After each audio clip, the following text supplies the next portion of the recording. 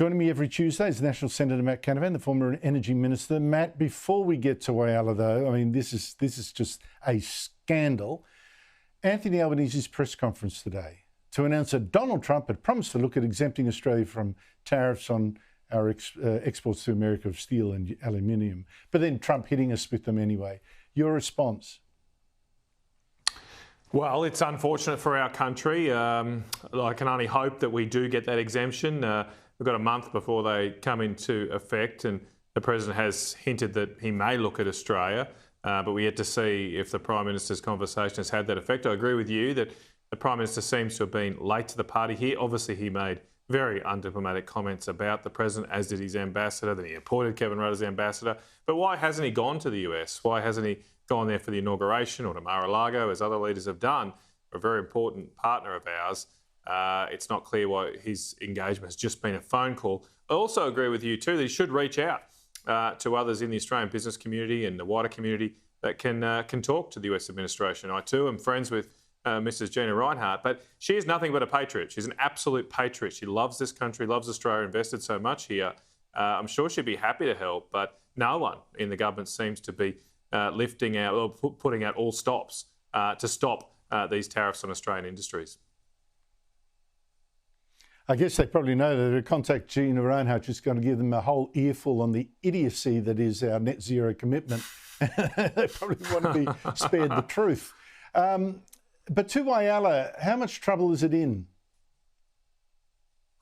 Look, it's very sad, Andrew. I think it's in a lot of trouble. And I say that with much regret. It's a place that's very close to my heart. I've been there many times.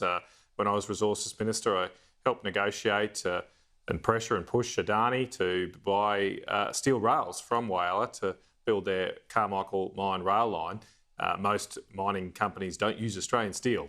Unfortunately, they go to the other places, but Adani did, and that helped. If this facility does close, if Whyalla does close, it is the only steel mill in the country that we can produce steel rails. So we will not be able to build rail lines anymore in this country. And what an indictment and embarrassment that would be, given we are the world's largest exporter of iron ore and coking coal, are the two ingredients that go into making steel.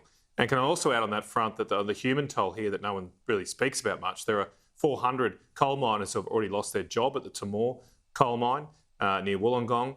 That feeds the Whyalla Steelworks, but they're out of work at the moment, seemingly because the company here can't pay its bills. So there is a real human impact here, and this is a consequence of the government's misguided agenda here to pursue things that just don't work. We know that hydrogen doesn't work right now. There's 7 major hydrogen projects around the country that have failed just in the past 2 years, just while this government has been in power. And instead of reflecting on that failure and changing course, this government's doubling down on failure last night. The hydrogen production tax credits are going to do nothing to save Whyalla, nothing to save those 400 coal miner jobs, nothing to save the 1,000-odd other jobs at Whyalla if it is to end. We must save this state steel mill because we must be able to produce steel in this country. We only produce enough for half our needs. As I say, with all that iron ore and coking coal, why aren't we using it to produce our own steel needs? I should also point out that the steelworks are getting a double whammy, of course. It's not just the failure of the green hydrogen scheme, but also, of course, rising power prices. I mean, South Australia's got the highest penetration of wind power in the country. And good heavens above, Matt, it hasn't actually worked to lower prices to a level that a company that uses lots of energy needs. What a surprise. You will be stunned by that. And because you're so stunned, I'm going to say goodbye to you while you catch your breath at this stunning news that you never expected and never warned of a million times. Matt Canavan, thank you so much for your time.